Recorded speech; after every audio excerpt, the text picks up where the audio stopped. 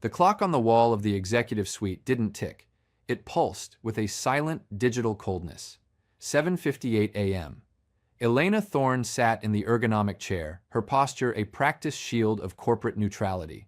Across from her, Marcus Sterling, the vice president of operations, was ostentatiously stirring a cup of artisanal coffee, the silver spoon clinking against the ceramic with a rhythm that felt like a countdown. Elena knew this office well. She had built the very architecture that allowed Marcus to track his synergy metrics in real time. She was the lead architect of the Ethel 9 engine, the backbone of the company's entire valuation. But today, Marcus wasn't looking at metrics. He was looking at her with the benign pity one reserves for an obsolete piece of hardware. "Elena," Marcus began, his voice smooth and rehearsed. He didn't look at her, he looked at his gold watch. "We've been looking at the roadmap for Q3 and Q4. The board is pushing for velocity-first development. We need fresh blood, disruptors, people who don't have, how did HR put it, museum energy." Elena felt the blood move behind her eyes, a sharp, pulsing heat. "Museum energy, Marcus? I pushed the final patch for the stability core at midnight. The system hasn't seen a millisecond of downtime in 3 years. "And that's the problem, sweetheart," Marcus said, the endearment landing like a slap. He finally met her eyes, a thin, predatory smile stretching his lips. "You've built a fortress, but we need a playground. We're sunsetting your role, effective immediately. As of 7:59 a.m., your access is revoked. Security is already clearing your desk." He pushed a thick manila folder across the mahogany desk. "Sign the standard severance. It includes the IP transfer confirmation. Standard stuff. Everything you've touched belongs to the firm." Elena didn't touch the folder. She looked at the clock. 7:59 a.m. She felt a strange, terrifying sense of calm settle over her. It was the clarity of a debugger finding the one line of code that breaks the entire universe. "You haven't read my original contract, have you, Marcus?" Elena asked quietly. Her voice was steady, devoid of the hurt he clearly expected. "I don't need to read the fine print of a legacy hire, Elena. The employee handbook is clear. Work for hire, owned by the entity. Now be a good girl, sign the papers, and let's make this transition painless." Elena stood up. She didn't look at the severance package. She reached into her blazer pocket and pulled out a small, leather-bound notebook, her Lighthouse Binder. It was filled with handwritten logs, timestamps, and, most importantly, the original founding documents from 6 years ago before Marcus and his venture capital vultures had circled the carcass of the original startup. "You're right about one thing, Marcus," Elena said, heading for the door. "The transition is going to be very painful, but not for me."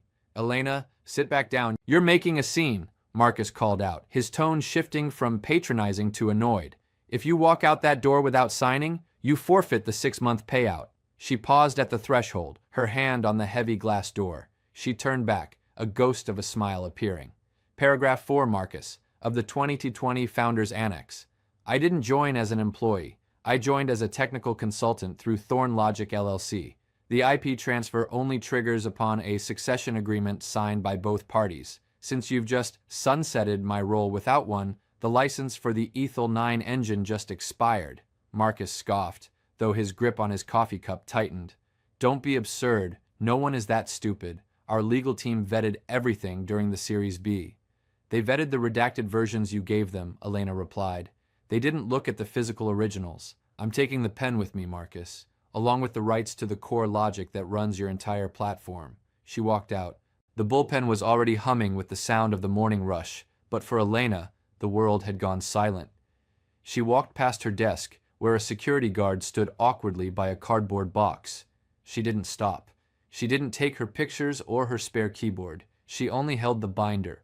As she reached the elevator, she pulled out her phone. She didn't call a lawyer. She opened a terminal emulator and sent a single encrypted command to a dormant server hosted in a basement 3,000 miles away. Command: initiate proprietary reclamation 101. The elevator doors closed. By the time she reached the lobby, the first alarms in the server room would be screaming. The museum energy was about to burn the gallery down. The rain began to streak against the windows of the Thorn Logic home office, a modest, high-ceilinged room filled with the hum of high-end cooling fans and the scent of Earl Grey tea. Elena sat at a 3-monitor array, her face illuminated by the cool blue glow of a terminal. She wasn't hacking. She was simply watching her own property return to its rightful owner. Back at the headquarters of Ethel Corp, the air was considerably less serene. "What do you mean, read only?" Marcus Sterling's voice cracked, echoing through the glass-walled war room. He was surrounded by 4 panicked systems engineers and a junior CTO who looked like he wanted to crawl under the table. "Sir, it's not a crash," the CTO, Julian, stammered. He pointed at a monitor displaying a blood-red scrolling log. "The Ethel 9 engine is still running, but it's entered a restricted licensing state. Every time the database tries to write a new transaction, the core logic returns a 402 error. Payment required, license expired." "Then bypass it. We own the code." Marcus slammed his palm on the table. "I fired her 3 hours ago. Why is she still in our systems?" "That's the thing, Marcus," Julian said, his voice dropping to a whisper. "She isn't in our systems. The system is her. The core logic isn't a compiled library on our servers. It's a distributed node. We've been pinging an external API for the proprietary calculation algorithms for years. We thought it was an internal loopback. It wasn't. It was pointing to a Thorn logic server." Marcus felt a cold stone settle in his gut. The museum energy he had mocked was actually the foundation of the house he was standing in. Meanwhile, Elena leaned back in her chair, watching the cease and desist confirmation arrive in her inbox. Her lawyer, a man named Silas who specialized in IP-scorched earth, had already filed the injunction with the federal court. "It's out of my hands now, Marcus," she murmured to the empty room. Her phone buzzed. It was an unscheduled call from the CEO, Arthur Vance. Arthur was the one who had brought Marcus in to professionalize the company, a move Elena had warned him would prioritize optics over integrity. She let it ring, then she let it ring again. On the 3rd attempt, she picked up. "Elena," Arthur's voice was strained, the usual jovial boom replaced by a desperate rasp. "Marcus told me there's been a misunderstanding regarding your exit." "It wasn't a misunderstanding, Arthur. It was an execution," Elena said, her voice like glass. "He called me sweetheart and told me I had museum energy. He told me my access was revoked at 7:59 a.m. I simply complied with his timeline. Look, he's a hothead. I'll handle him," Arthur promised. "But the platform is seizing up. Our European clients can't process trades. We're losing $2 million an hour in transaction fees. Just flip the switch back on and we'll talk about a new contract, a better one." Elena opened her Lighthouse Binder to page 12. "Do you remember the 2020 Founders Annex, Arthur? The one you signed in that dive bar in Palo Alto when you were 3 months behind on your mortgage?" There was a long silence on the other end of the line. "Paragraph 4, Elena continued. "I retained the underlying architecture as personal IP because I developed the prototype 2 years before Ethel Corp existed. I licensed it to the company for a fee of $1 per year, contingent on my continued employment as lead architect. Marcus terminated that contingency. The license didn't just expire, it's been voided for breach of contract." "We can fix this," Arthur pleaded. "What do you want? A raise? A seat on the board?" "I want the company to be what we said it would be," Elena said. "But you let Marcus turn it into a pump and dump scheme for the IPO. You didn't protect the museum, Arthur, so now the artifacts are going home." She hung up and immediately dialed Silas. "They're panicking. They'll try to brute force the decryption. Make sure the court knows that any attempt to reverse engineer the Ethel 9 core is a violation of the Digital Millennium Copyright Act. I want a temporary restraining order on their engineering department by noon." "Already drafting it," Silas replied. "But Elena, you know what they'll do next, right? They won't just fight the IP. They'll go after you personally. They'll claim you're sabotaging a critical financial infrastructure." "Let them," Elena said, her eyes fixed on a photo on her desk, a picture of the original 4-person team before the suits arrived. "I didn't sabotage it, I just took my chair and went home. If the house falls down because I'm not holding up the ceiling, that's not my fault. That's bad engineering." By 11:30 a.m., the Ethel Corp stock price began its first sharp dip. The Velocity First team Marcus had touted was currently staring at blank screens, unable to move a single byte of data. The escalation had begun, and Elena Thorne was just getting started. The afternoon sun hit the glass towers of the financial district, reflecting off Ethel Corp's facade in a way that looked, to Elena's eyes, like a building on fire. She sat in the back of a dim rideshare, her laptop open on her knees, watching the real-time volatility charts. Ethel Corp's valuation was hemorrhaging. The $38 million in projected quarterly revenue was evaporating into a cloud of 402 error codes. "Miss, you okay?" the driver asked, glancing in the rearview mirror. "You look like you're bracing for an impact." "Just watching the laws of physics catch up with the laws of finance," Elena replied, her fingers dancing across the keys as she monitored the legal filings. She wasn't just waiting, she was applying pressure. She had sent a courtesy copy of the Cease and Desist to Ethel Corp's 3 largest institutional investors. By 2 p.m., the museum energy she supposedly possessed had become the only thing the board of directors wanted to talk about.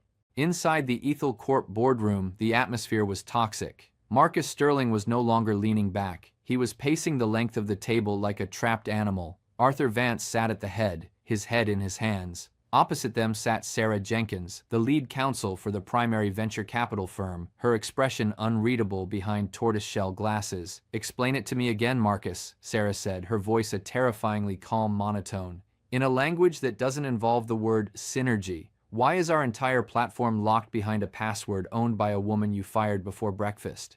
"It's a temporary glitch," Marcus shouted, his face a mottled purple. "Our dev team is working on a bypass. We'll have the core logic mirrored onto a local environment by tonight. It's just code, for God's sake. We can rewrite it." "No, you can't," a voice crackled from the speakerphone. It was Julian, the junior CTO, calling in from the server room. He sounded like he was on the verge of a breakdown. "We tried to fork the repository. The moment we attempted to compile a version without the Thorn Logic API call, the entire kernel encrypted itself. It's a dead man's switch, Marcus. A sophisticated one. If the Ethel 9 engine detects a forced replication without a valid handshake, it wipes the temporary cache. We don't just lose the logic, we lose the historical data." The silence that followed was heavy enough to crush. "She didn't just take the pen," Arthur whispered, looking up. "She took the ink, and the paper, and the table we're sitting at." "She's a terrorist," Marcus hissed, pointing at the speaker. "This is digital extortion. We should have her arrested." "Extortion requires an illegal demand," Sarah countered, tapping a pen against a copy of Elena's original contract. "So far, she hasn't asked for a dime. She's simply asserting her ownership of a proprietary asset. Your termination of her contract triggered an automatic reclamation. Technically, we are the ones currently committing a crime by attempting to use her IP without a license." Sarah turned to Arthur. "The board is losing patience. We have $38 million in liability coverage, but the lawsuits from our clients for loss of service will exceed that by Friday. You have 2 hours to bring her to the table, or the board will move to remove you and Marcus for gross negligence." Elena, meanwhile, was sitting in a quiet park 3 blocks away. She had a thermos of coffee and her binder. She knew the call was coming. When her phone buzzed with Arthur's ID, she let it vibrate against the wooden slats of the bench for a full 30 seconds before answering. "Yes, Arthur?" "Elena, I'm at the office, with the board's counsel. We want to invite you in for a mediation." "Mediation implies a middle ground, Arthur," Elena said, watching a hawk circle the skyscrapers. "There is no middle ground in paragraph 4. There is only ownership and the lack of it." "Please," Arthur's voice broke. "Marcus isn't in the room. Just come talk to us. We've realized the succession agreement was overlooked." "I'll come," Elena said, standing up and smoothing her blazer. "But I'm not coming alone, and I'm not coming to talk. I'm coming to audit." She hung up and sent a text to Silas. "The pressure is at maximum. Meet me at the front desk. Bring the Lighthouse Binder duplicates. It's time for the breaking point." As she walked toward the Ethel Corp tower, she felt a strange sense of grief. She had built this company with her bare hands, line by line. She hadn't wanted to destroy it, but she had learned a long time ago that in a world of disruptors, the only thing people respected was the power to stop the machine. Marcus wanted velocity first. He was about to learn that velocity without a steering wheel is just a crash. The lobby of Ethel Corp felt different this time, sharper, colder, like a crime scene. Elena walked through the turnstiles, her Lighthouse Binder tucked under her arm. Beside her, Silas carried a briefcase that seemed to weigh more than it physically should. They didn't wait for an escort. Elena still knew the biometric overrides, and though her primary access was revoked, the physical security system ran on a legacy firmware she'd written in 2021. The elevator recognized her thumbprint with a quiet, subvocal chime. When the doors opened on the 42nd floor, the frantic energy of the morning had been replaced by a heavy funeral silence. Engineers were slumped in their chairs, staring at monitors that displayed nothing but a persistent, pulsing amber logo, property of Thorn Logic, license revoked. In the boardroom, the air was thick with the smell of stale coffee and desperation. Marcus was standing by the window, his back to the door. Arthur looked as though he hadn't slept in a week, despite it only being mid-afternoon. "Elena," Arthur said, standing up, "thank you for coming.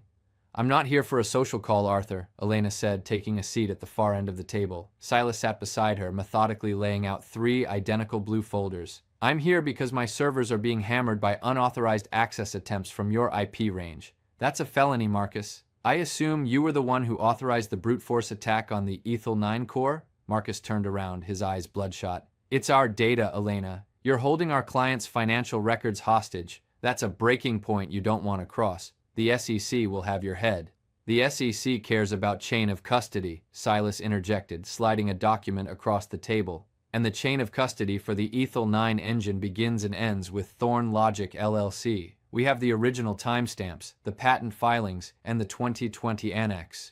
You aren't reclaiming data, Marcus. You're attempting to steal a proprietary algorithm to cover up the fact that you fired the only person who actually knows how the engine works. Elena leaned forward, her voice dropping to a dangerous quiet level. I didn't block the data, Marcus. I blocked the logic. Your clients can have their records. If you can figure out how to decrypt the SQL clusters without my proprietary key. But you can't, can you? Because you thought the museum energy was just a vibe. You didn't realize it was the encryption standard. What do you want? Marcus snapped. Money? You want a payout? Name the number. We'll settle the IP transfer right now. Elena looked at him, truly looked at him for a long beat. I don't want your money, Marcus. I want the 38 million. The room went silent. Arthur blinked. The entire quarterly projection? No, Elena corrected. The 38 million represents the current estimated loss evaluation due to management malpractice. I want a full dissolution of the current board, the immediate resignation of Marcus Sterling with 0 severance, and the conversion of Ethel Corp into a subsidiary of Thorn Logic. Marcus let out a bark of a laugh that sounded more like a cough. You're insane. You're a developer. You think you can just staging area a hostile takeover because you have a password? I don't have a password, Marcus. I have the architecture, Elena said. She opened her binder to the final page. The equipment lease clauses. All the hardware in the basement, the servers, the racks, the fiber arrays, they weren't bought by Ethel Corp. They were leased from Thorn Logic to save on the Series A tax burden. I own the silicon you're standing on. She stood up, her shadow long across the mahogany table. You have 60 minutes. At 4:00 p.m. the lease expires. I have a team of hardware liquidators standing by in the lobby. They won't just turn the servers off, they'll physically remove the blades from the racks. And since you don't have a backup that isn't encrypted with my key, well, I suppose you'll have a very quiet office to sit in. Arthur looked at Marcus, then at the blue folders on the table. The realization was sinking in. Elena wasn't negotiating, she was foreclosing. Arthur, don't listen to her, Marcus pleaded, though his voice lacked conviction. We can sue. We can get an emergency injunction. By the time a judge hears the case, we'll be at 0, Arthur whispered. He looked at Elena, seeing the person he'd started the company with for the first time in years.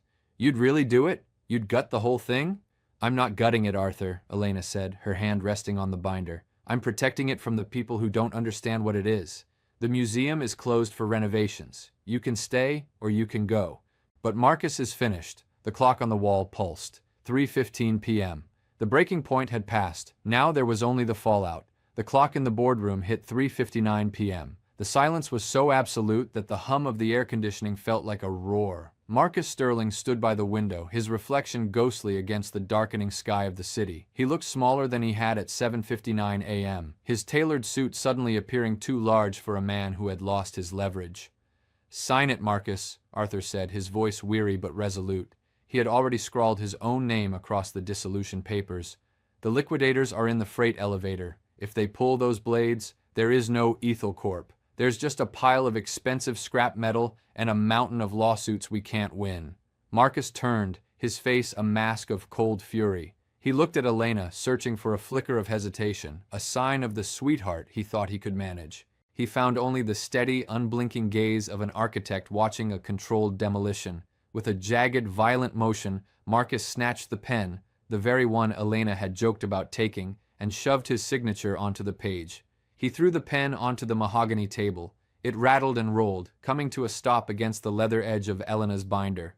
You'll regret this, Thorn, Marcus hissed, grabbing his coat.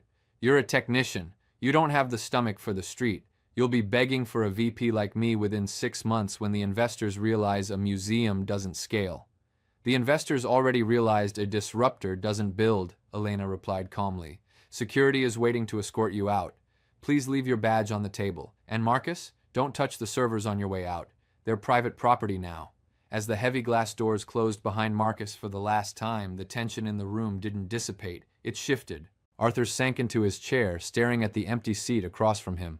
So, what now? Arthur asked. Thorn Logic owns the core, the hardware, and the contracts. Is this the part where you fire me too? Elena opened her binder and slid a final document toward him. It wasn't a termination notice. It was a restructuring plan. I don't want to run a hedge fund, Arthur. I want to run a software company, Elena said.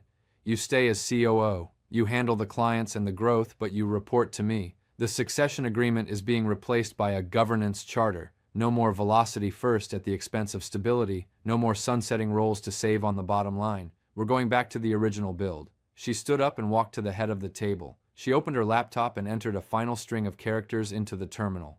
Command, restore, primary, license, authorization, status, success, core logic online. Across the floor, the amber, revoked lights on the engineer's monitors flickered and turned a steady, cool emerald green. A cheer erupted from the bullpen, faint at first, then growing as the systems breathed back to life. The Ethel 9 engine was humming again, but this time, the heartbeat belonged to its creator. Elena walked out of the boardroom and into the main office. The engineers looked up, some with relief, others with a newfound sense of awe. She stopped at her old desk, which was still mostly empty save for the cardboard box the security guard had brought earlier. She picked up a small framed photo from the box, the one of the original team, and set it back on the desk. She looked at Julian, the junior CTO, who was staring at his screen in disbelief as the error codes vanished. The system is stable, Julian, she said, her voice carrying across the quiet room. But we have a lot of technical debt to clean up from the last 2 years. Get the team together in the break room in 10 minutes. We're going to talk about the new roadmap. Yes, ma'am. I mean, Elena, Julian stammered, a grin breaking across his face. Elena looked out at the city. The lights were beginning to flicker on in the surrounding towers. Thousands of businesses relying on data, logic, and the silent work of people they often overlooked. She realized then that Marcus was wrong about one thing. A museum isn't just a place for the past. It's a place where you keep the things that are too valuable to lose. She felt the weight of the Lighthouse Binder in her hand, a record of every line, every struggle, and every contract. It was more than just a legal shield. It was the blueprint for a future where the builders finally held the keys. The 7:59 execution was over. The 4:00 p.m. restoration had begun. Elena Thorne sat down at her desk, opened her terminal, and began to write, not as a legacy hire and not as a sweetheart, but as the owner of the code. Final resolution. Ethel Corp was absorbed into Thorn Logic LLC. The 38 Maller's legal collapse was averted as the Cease and Desist was withdrawn upon the change in leadership. Marcus Sterling was barred from the industry for 5 years following an internal audit of management malpractice. The Ethel 9 engine remains the industry standard, now famously known as the Lighthouse Protocol.